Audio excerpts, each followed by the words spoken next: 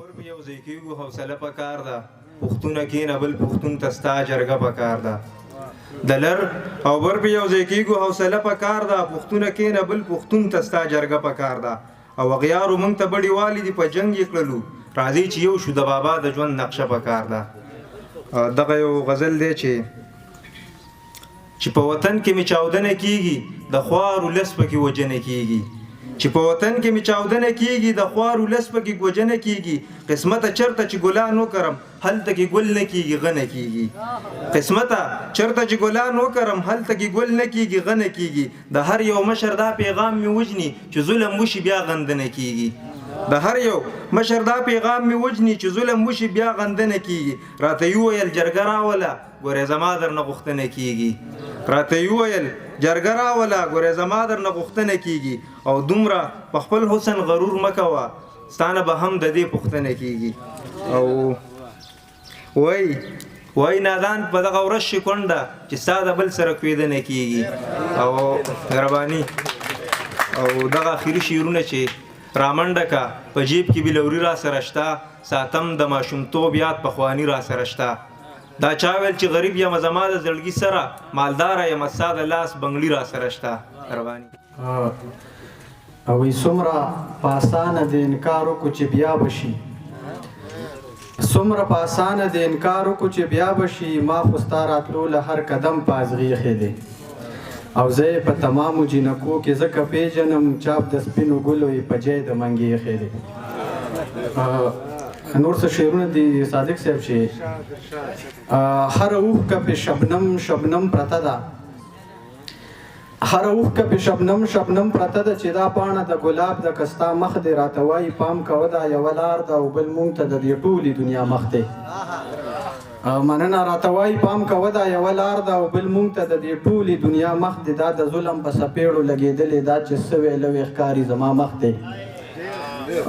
ډېره مهرباني دا چې دا د ظلم په څپېړو لګېدلې دا چې څه ویلوې ښکاري زما مخ دی تنې شته دي خو ګونۍ ورانه شوې څوک به یې څنګه پېخچانو کې د چا مخ دی تنې شته دي خو ګونۍ ورانه شوې څوک به یې څنګه پېخچانو کې د چا مخ دی چې دا ځل پې مې اشنا د مخه لر کړې که د انور سره څرګند د سبا مخ دی چې دا ځل پې مې اشنا د مخه لر کړې که د انور سره څرګند د سبا مخ دی هر ګفتار چې په زړونو کې ځای کېږي د تایر سره د مور د دعا مخ دی دوه شعرونه نور وایم چې دې لیوني زړګي چې تا سره یاري کړې ده ما په دې دومره غریبۍ کې هم مستی کړې ده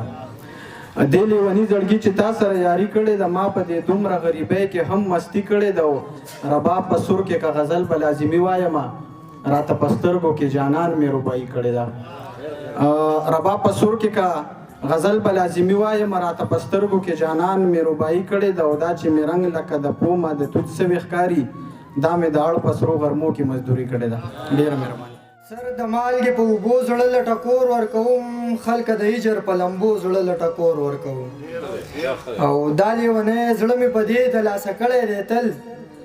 دا لیونی زړه مې په دې د لاسه کړی دی تل ستا انتظار ستا په وعدو زړه له ټکور ورکوم